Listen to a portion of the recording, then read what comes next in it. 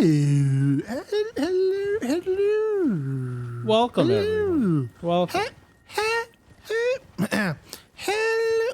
All right, what the? I'm trying to do Miss Doubtfire. Anyway, hi everybody. Hi everybody. We are on Fist Truck TV, playing Elden Ring. Okay. Yes, we are. Yes, we are. So last episode, we kind of we were talking about last bosses. Conversation with Eliza P. And then I got triggered, and I want to talk about Eliza P. Lords of the Fallen because I think those games just belong side by side next to each other. What about that other one? Definitely the weaker of the three. What? Mortal Shell. There you go. No. The reason why I lumped those two together is because they came out the same year, and they came out relatively within like close proximity to each other. Yeah. And they're not bad games, you know. No. I mean, they're both, you know, on the lowest. Like they go from good to very good. I would say it just depends. I mean, some people might not like one. Like I think in general, people preferred. I gotta remember the router here. Shit. I think people preferred Liza P. No, I know for a fact. Like people definitely love Liza P way more than like Lords of the Fallen. I'm the complete opposite. And I played both of them, you know, like extensively. Yeah, like no lifed it for at least 4 weeks each one. Yeah. I mean, practically. Like, well, Liza P, I'd say probably was like 2 weeks or so. But like Liza P, I got all the achievements in there. Did, you know, fought all the bosses, that kind of shit. Lords of the Fallen. I did not get all the achievements because some of them are multiplayer based, and I'm not doing fucking this. Lords of the Fallen multiplayer. Yeah, I got multiplayer. Didn't know that. Yeah. Is it like Dark Souls co-op multiplayer, and shit? or is it good multiplayer? Yeah, that's like co-op shit. Oh, nice. Okay. How do I want to do this? Oh, wow, I never thought to block those, and blocking looks really good. Wow. Yeah, I didn't know Lords of the Fallen was like multiplayer. Yep.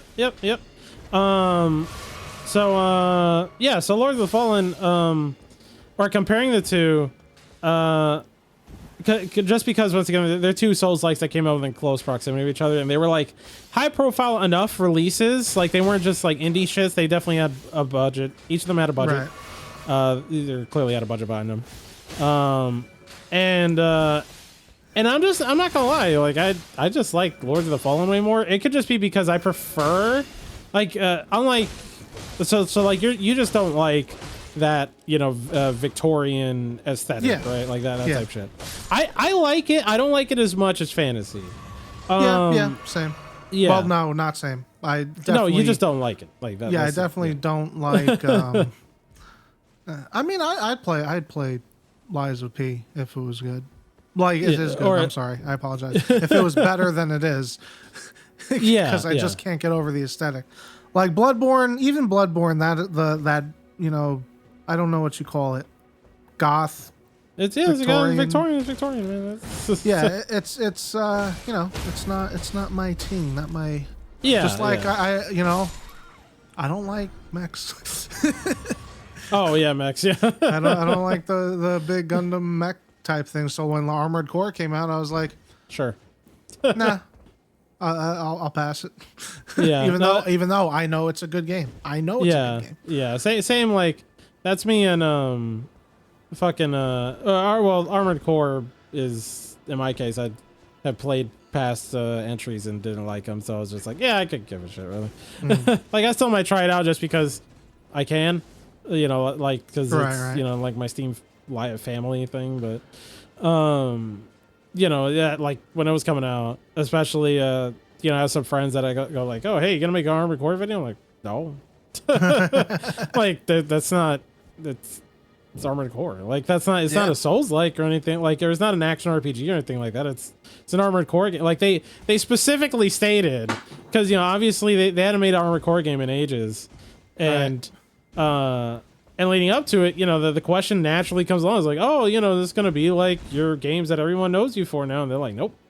It's like, no, it's an Armored Core game. Like, that's, there's no confusion or anything like that about that. There's this mech game that does look good. I think they just showed it. Okay. Damn. It's like you change into 3 different mechs. You have like a flying mech, a mech that shoots guns, like a humanoid mech, and then you have a tank mech. I don't. What was the name of it? When I saw it, I thought it was like Zone of the Enders because it was way more fast paced. But okay. it's like a brand new IP. It looks really good. I forgot the name. Oh, I'll look it up later. not sure. Anyway, we're not talking about mechs. We're talking about piss.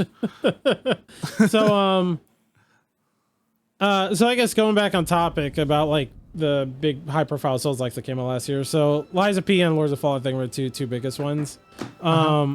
Liza P looks like Bloodborne and plays like Sekiro. Yeah. It's Makes sense. Yeah, like it's got the only Bloodborne mechanic that it really has is like the rally thing where you Pizza cutter. Yeah, well, pizza cutter, but Pizza cutter. it has a rally mechanic where you can heal if shortly after being hit. But it's not being hit specifically in that game. It's like you can heal shortly after nailing a timed block. Or no, if you block and don't time it properly, you will not take damage, but a portion of your health will go missing. And like a portion of your health will go missing in the same way that does in Bloodborne, where it's kind of like, hollowed out red color type shit. Oh, yeah. Okay. And if you, I think it's like if you nail a timed block or something, or I forget completely because maybe there'll be a game we play on here at some point. If you nail a timed block or hit, do damage, you'll heal. You'll get it back. That's the only Bloodborne thing that there is. But really, it's Sekiro. Like time blocks, all that kind of shit. Yeah. It's like Sekiro, but if Sekiro had in my opinion, like, and I played through the game like 5 or 6 times, or maybe 6 or 7. I forgot how many, but I played through the game a lot. I played through it a lot. Okay, so just let it be clear that I enjoyed it, but much in my knack of like making it seem like I hate on it, it's just more like, I played a lot. Things to say. Yeah, I got things to say where it's like Sekiro, but if like Sekiro had a stick up his ass, I would say. Like it's a lot more stiff than you think it would be. Yeah, that's the feeling I got off of when I played it. Yeah, and like it's cool, but it's like it's fun, but also it's very there's some jankiness. There's some jankiness. There's some jankiness, but also find it very much like Sekiro, but I think even more so just a bit. I find it limiting. Like there's the one way to play and that's it. Yeah. And maybe you have like you can use different weapons and shit like that. And there is a point to using different weapons, I will say, compared to like experimenting with whatever the fuck they were called, the prosthetic arms in Sekiro. Right. But overall, still like, you're still just doing the dance of like you would in Sekiro. And you might feel a certain way about that. A lot of people like that. I like it, but it's like, it's kind of a one-trick pony to me.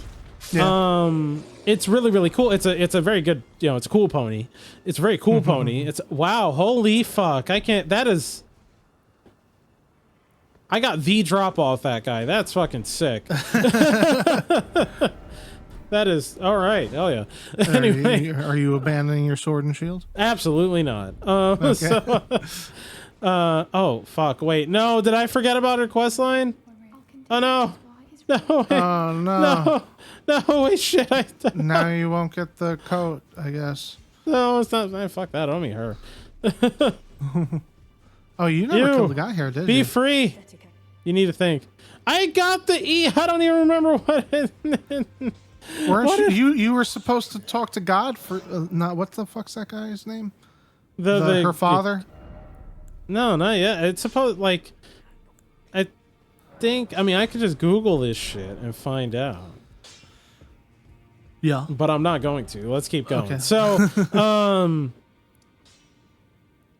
so yeah, like the gameplay it's fun, but it's also like, there's just one way to play it, and I don't know. I don't know how to explain it. Man. Like that's Like it gets they present older. they present so many options to you, but the options aren't worth using over Yeah. just using the 2 weapons that you have different damage types for. Yeah, because that was pretty much the gist of my like how to begin, or the beginner's guide, is that like, I'm not gonna really teach you how to play the game, so that might be a bit deceptive, but like I'm just gonna tell you what actually kills things, because bosses in that game have outrageous amounts of health, like ridiculous amounts of health, and that is kind of where my biggest problems with that game lie, where it's Lie of P. it's really it's the game's pretty much just about the boss fights, in my opinion. Like, it's the in-between gameplay is just like whatever. It's just whatever. It's there, it's fine, but clearly the big focus is the boss fights, because in my playthrough, which took about like 20 hours, Right. in my playthrough, which took about 20 hours, it was like, I don't know, I think I must have spent like 6 of those hours or 7 of those hours in boss fights. Like, it was and that's like, content wise, that is a small portion of the game. Time wise, it's a third of the game, because the bosses are like way harder than the enemies, and they all have like, really long combos. They all have an insane amount of health. Half of them, if not more than half of them, have like 2 health bars. Right. Even if like I feel like they fucking shouldn't, because apparently Green Monster of the Swamp is a boss that's so special that you give them motherfucker 2 health bars, but that's neither here nor there, I guess. Anywho, padding. Yeah. So there's that, and then they also, every boss does that thing where they're about to do an attack, but they're like, they keep, where that thing where they keep like extending it, the fake out, and you're like, okay, I get it, like I get it, bro. And it's, it's just one of those things where, it's cool if that's what you're looking for in your Souls-likes, but I just don't think Souls-likes ever have, overall, okay, all right, in general, sure, me talking shit. In general, I feel like Souls-likes never really were, combat was not their strongest suit. It was more just like the way everything comes together in itself is the strong part.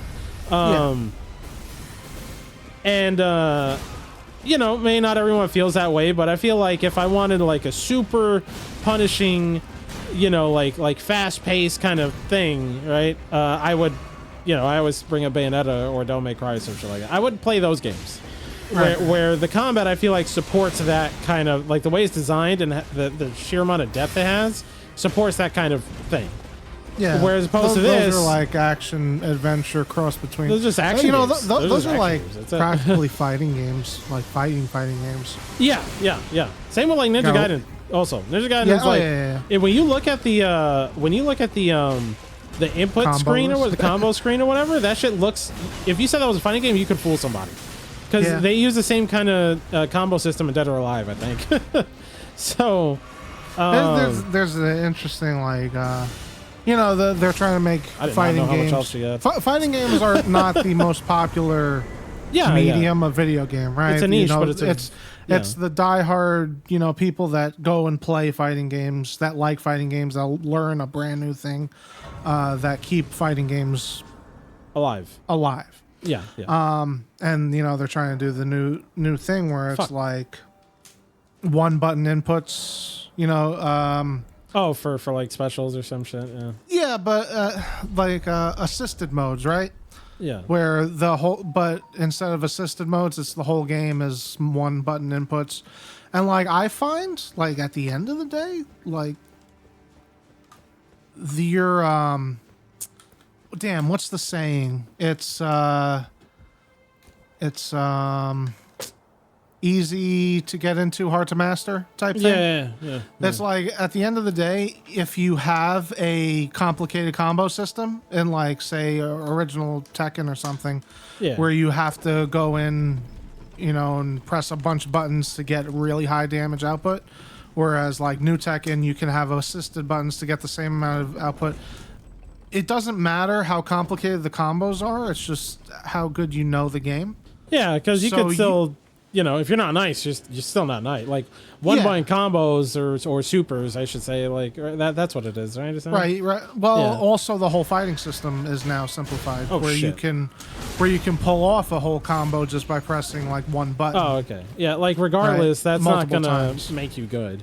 Like it'll help when you're fighting other trash people. Yeah. But like even more than that, it's like when you have high level gameplay and they're using the new what's the name of that anime fighting game that was damn it, Grand Blue? Was it Grand Blue? It's probably Grand Blue Fantasy. Yeah. Well, they just came out with a new one like a year ago. Yeah, Grand Blue. Yeah, that one is like super simple. It was right by my lips. Rocket? It was right by my lips. They have like a really simplified combo system where it's like one button inputs to do a 3-hit combo or something, and it's like that versus a complicated string of combo inputs does not detract from the skill of the game. Yeah. So it's like we're seeing a movement towards that, so we have accessibility for more people that can play the game, but also the diehard combo dudes from like older, like picking up the new stuff, and they're like, hey, our coveted long combo strings like really didn't matter at the end. Yeah, I mean, it was cool. Like, it's cool to say that you could do it, but in the grand scheme of things, when everybody's doing it at the level you're playing at, does it make a difference, I guess. Right. And like, I guess it could be one of those things where now, hey, everybody could do those super cool combos. Yeah, but they're still not as good as you though. Like now that like, I would almost see that as a more satisfying thing to differentiate yourself with. Yeah. Or the fact that like, oh yeah, everybody could do these combos, but like, they ain't me. Kind of shit, right? Like that's that kind of stuff. I forgot what I was gonna say. Well, I was talking about Ninja Gaiden and how Ninja Gaiden, yes. So like, those combo fighting games, it's like I think of Devil May Cry, and like how you have to swap through so many things, and you have like deep combos and all that. And I'm just thinking like, if you get rid of that and still do the same thing but keep them at one button presses, would it be like fighting games where it's like, you know what, we're seeing at the end of the day, our combos didn't really mean anything, because as long as the playing field is level and everyone's doing it, like the outcome is your skill, not that you can pull off this combo. I don't know. The thing with well, I guess because you're fighting real people versus... Yeah, that's a gigantic difference. And also the thing with something like Don't Make Cry is that if you have a combo where it's like Y, or triangle, right? That's like your basic combo is your 3-hit combo. Right. And then you have another one where it's triangle, do 4 times or some shit. Like it's an expansion of that, right? Or you have one where it's 2 triangles and then you pause and then another triangle. Right. And then you have one where it's like back, forward, triangle, all that kind of shit. The thing is that you have a bunch of different combos, but each of them are still worth using. It's not like one, oh, hey, now that I have like the triangle, pause triangle, I'm never going to do the 3 triangle one. Right. You're still going to do both of them, so I don't know how they would differentiate that if you made everything one button. Because everything is still worth using, I guess is what I'm saying. True. And you're not, like when you're fighting a boss or a tougher enemy, you're not, I mean, you combo them because you're keeping your string going, but you're constantly interrupting that combo to dodge or do something, right? And if I had a button to, because they kind of do this already, just as a heads up, they kind of do this already in Don't Make Cry. It's called like the easy automatic mode or whatever. Right. Never used it in my life, but continue. It's a cool way to make it look like you're doing cool shit. But the problem is that like you're in the middle of doing cool shit, and that's not like when you reach a level when you're playing on easy, it's cool, right? And where you have to, you have to get S or SS rank. Yeah, or when you're just on any other difficulty that's not. Wow. Nice. When you're on any other difficulty that's not easy, then you can't. First, that option's not afforded to you anymore. But aside from that, even if it was, it'd be a trap. Because you would frequently find yourself doing combos that you didn't mean to do in that spot, and then fuck yourself over when you get hit by something. Yeah. So like, what game was I playing? It was a trap. Like a this one. Trap. Was it this one? Lies of P, Dark Souls 3, all these kinds of games. There's always a move. But damn, what game was I playing? I mean, I don't. Yeah, I know you. God of War. God of War. L1 Square. Helicopter dick. Fuck that move. Yeah, like the cyclone something. Yeah, or whatever. Yeah. Whatever you have to hold the block button and then attack to use. Yeah. I wish you could just never buy that. Yeah, like it just never existed or some shit. Yeah, it's a trap. It's a trap. Like you could use it when you're juggling enemies in the air, but that's not when. Most of the time you do it, that's not the situation you're in. Yeah. And like in Lies of P, and fuck, I didn't even get to touch on Lords of the Fallen yet. And like just talk Lies of P, that'll probably be like a next time type shit. Yeah. You frequently find yourself in situations where these super cool moves is same with this game, and especially the same with fucking Dark Souls 3. But yeah, I would say especially. Do you want to do this now, or I'm gonna give it a shot now. You want to do this right now? Okay. One. We'll give it one go. Hit. One go, no hit. One go. I just need to swap the Ash of War on my shield as well. Okay. That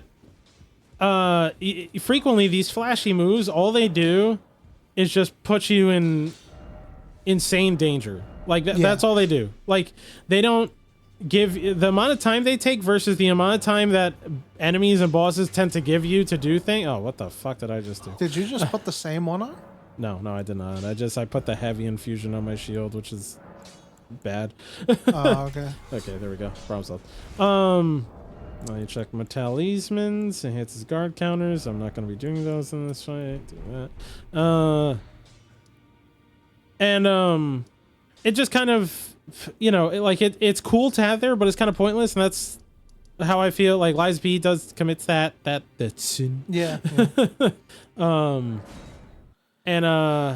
I guess like maybe I didn't have the same problem with Lords of the Fallen, but maybe that's the next time on Fish Truck TV. Maybe that's the next time. You guys gotta see like I know you guys seen Millennia stuff before, probably, but this guy, he buffs up like 17 times before getting into the fight. He watch this. Watch how many buffs he's gonna put on his character. I know you've seen this before on other people that have like aced this game, but he's the super ace. Look at how many buffs he's gonna put on. Look at that. Next time on Fish Truck TV. Yeah.